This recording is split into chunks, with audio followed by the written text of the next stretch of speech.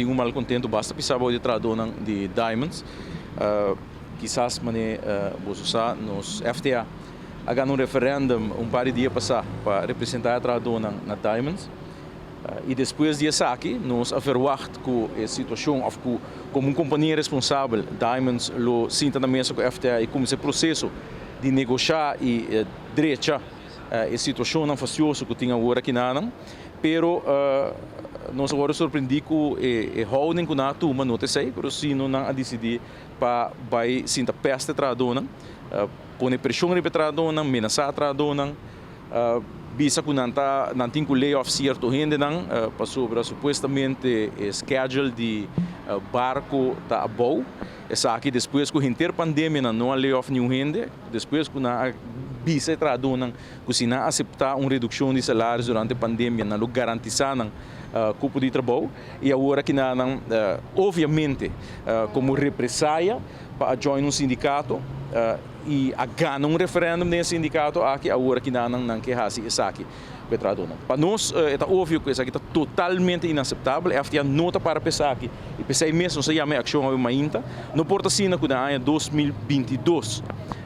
ainda é tipo de coisa que está passando, dona de trabalho está querer que não pode tratar o trabalhador de forma aqui e seguro no momento que o trabalhador está fazendo uso de um direito constitucional de dia como trabalhador para o órgão representador de um sindicato.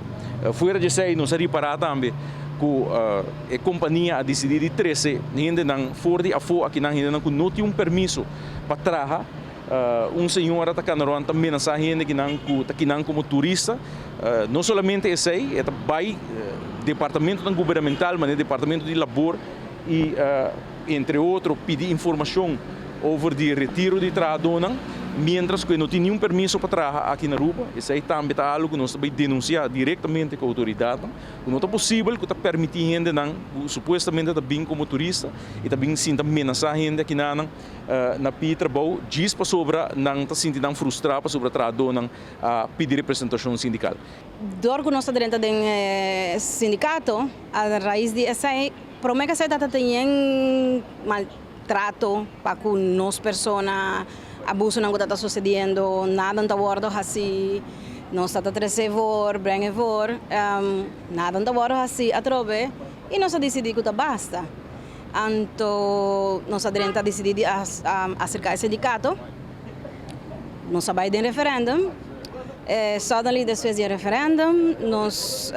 a companhia supostamente não tem mestre de certo departamento, de grupo que dentro do sindicato.